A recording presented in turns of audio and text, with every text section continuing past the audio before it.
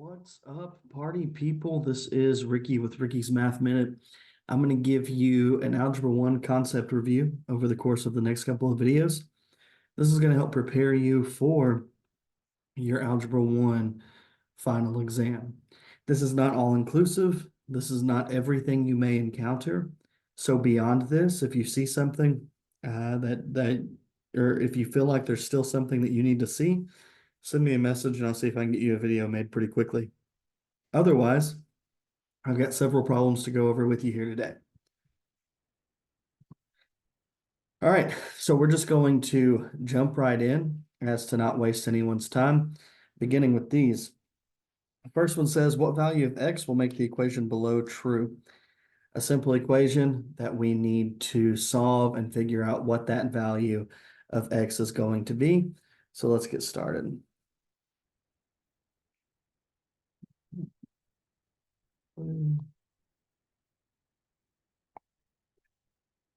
All right, so first I see distributive property, so we need to distribute that.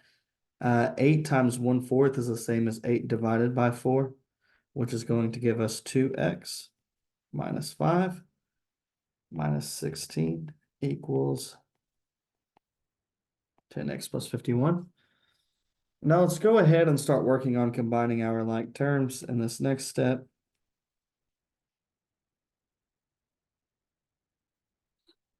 Okay, now from this point, I need to get all of my x's on one side and all of my constants on the other side of the equation or the equal sign.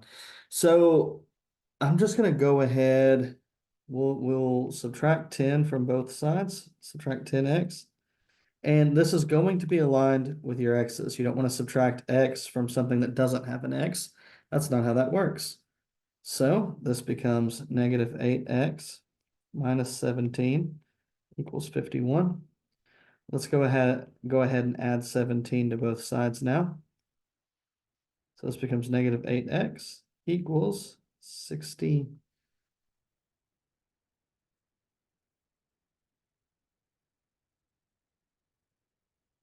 This right here should have absolutely been negative 21, not negative 17. Don't know how that happened.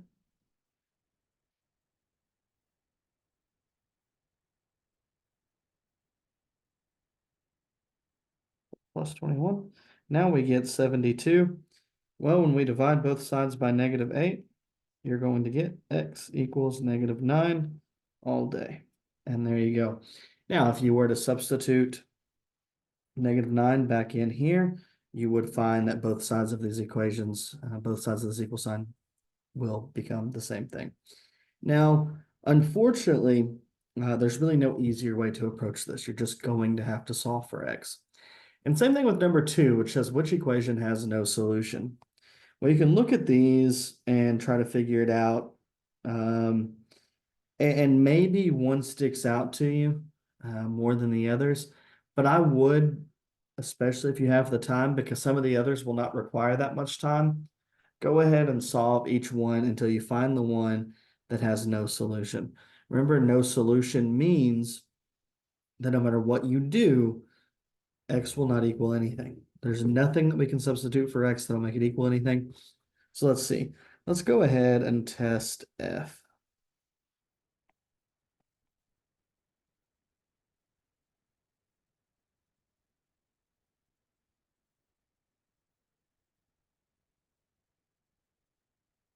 All right.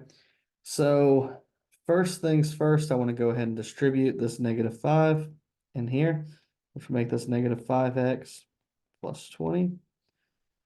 Distribute this 2 in here, which will make this 4x plus 14.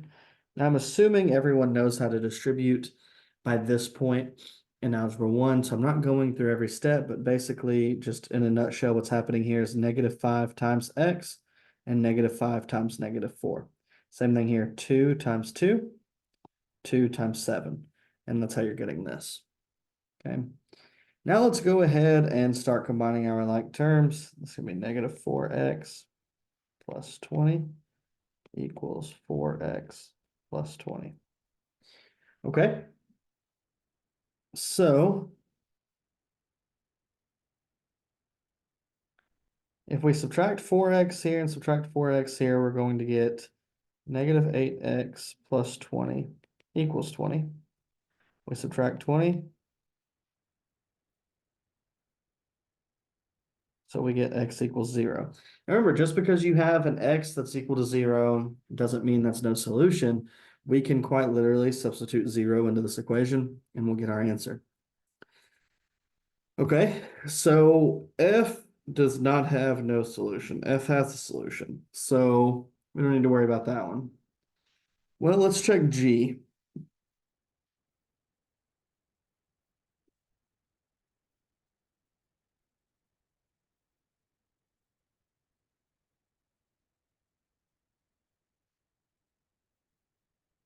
Okay, distribute my 5 here. That's 3x. Distribute my negative 2 here. And I keep that negative with us, it'll be negative 10. Well, negative 2 times negative x, positive 2x, and this should actually be.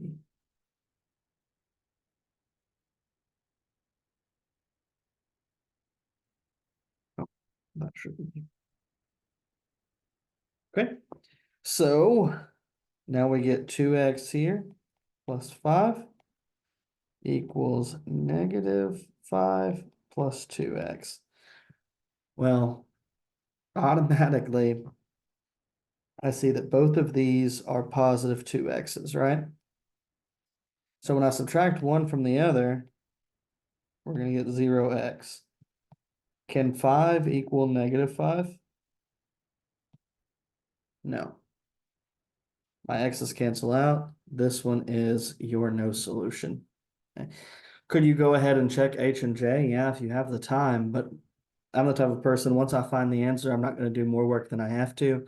I don't encourage you to do the same. If you know that you've done this math correctly, proceed with going with G. Now, if you feel like you need to check the other two to ensure that you've done it correctly, that's fine too. But this is absolutely no solution. Okay. Moving on. Now we've got an inequality problem, and let's go ahead and take a look here. I'm going to rewrite it down here.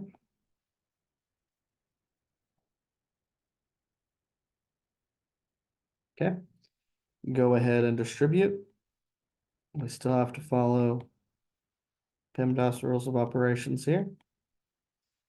Okay, let's go ahead and combine our like terms.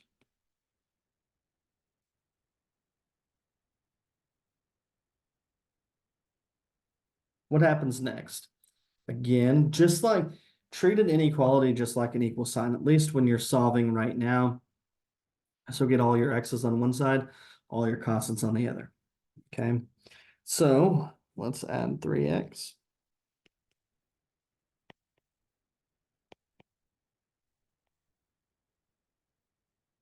And now we proceed by, we got to isolate our x's by canceling this out. Way to cancel this out is our inverse operation. Inverse means the opposite.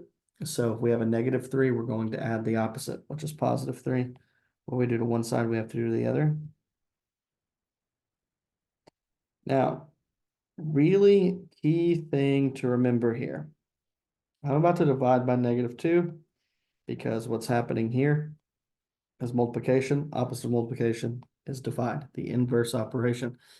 But I'm dividing an inequality by a negative. Anytime you do that, you have to flip the sign.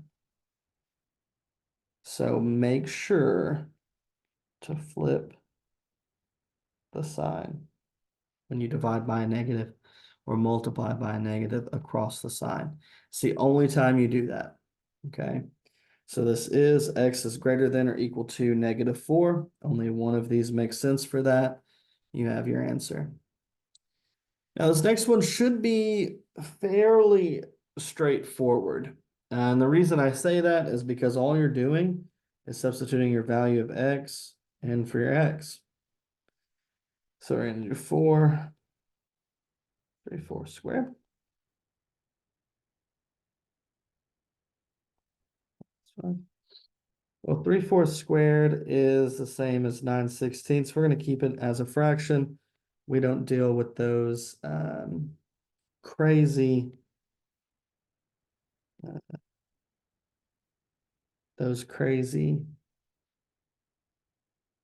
decimals anymore. So this is the same as saying 8 times 3 divided by 4. So what is 24 divided by 4? That's 6. And then minus 5. So this just all simplifies to 6. Okay. 6 minus 5 is going to be 1. Well, 36 divided by 16. So 36 over 16. Well, that can simplify, right? 36 over 16. So 4 can go into 36 9 times. 4 can go into 16 4 times. So we now have, whoa.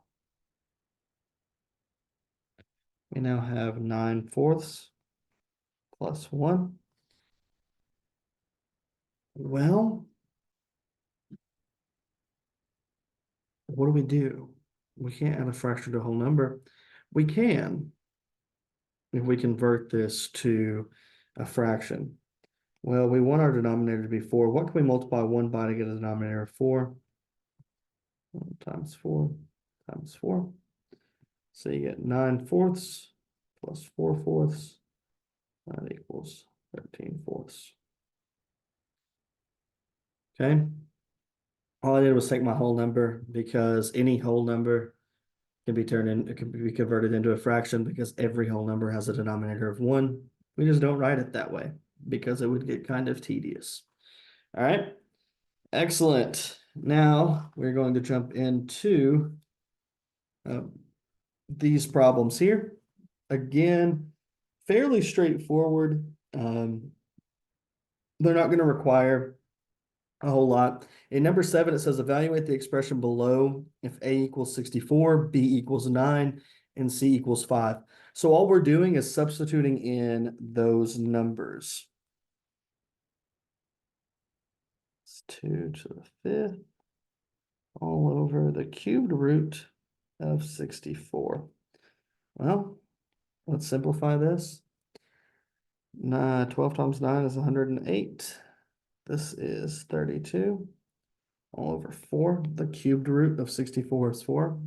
What does that mean? Well, cubed root means that number times itself 3 times, right? So 4 times 4 times 4 is going to equal 64. All right. When you do 108 minus 32, you're going to get, let's see here.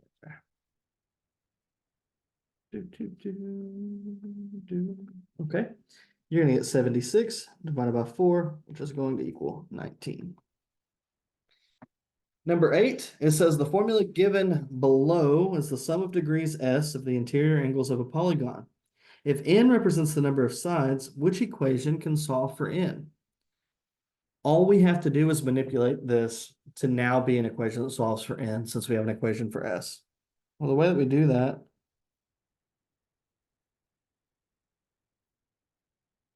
this is n minus 2, this whole quantity, times 180.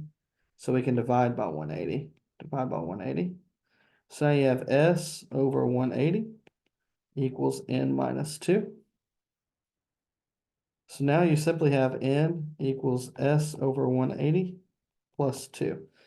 And the reason we did that is through inverse operations. We divided here, and then we added here, and it gave us this problem. Okay, and there's your answer right there, F, right? Now, something that you need to consider is it's not H, because this is not saying S plus 2 over 180. 2 would actually be something quite different if you put it over a denominator of 180. it would actually be 360 over 180, so then be S plus 360 over 180. So just keep that in mind. That does not work. Okay, and that's all you have to do there. Number 9 is simple. What is the most likely slope of the line graphed? Okay, we got to look at the line graphed here, and in this case, it is right here. All right, where is that point? Right there. All right, but what is the slope? Well, anytime you have a vertical line straight up and down, your slope is always undefined. Okay. If you have it going a different direction, like this way, the slope would be your y value. So this would be m equals y, right? Or sorry, no, your slope is 0. And why is the slope 0? Because it's not going anywhere. That's not increasing. You don't have a rise over run. Okay. All right. This seems like a good point to stop the first video. The lesson will continue and the final exam review will continue in the next video. So take a look.